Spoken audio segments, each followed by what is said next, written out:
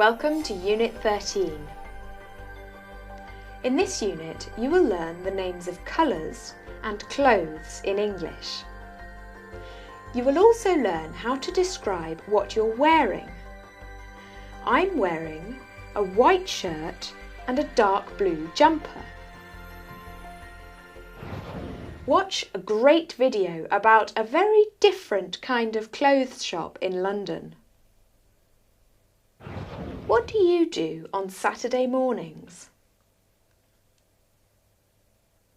I usually do the housework on Saturday mornings, but this Saturday I'm going to the seaside with my family. In this unit, you will read about 4 people who are doing something different to what they usually do. What's the opposite of love? What's the opposite of buy? In vocabulary and listening, you will learn about opposite verbs. In everyday English, we will look at how to answer the question, what's the matter? I'm very hot. I have a headache. Mr. Class?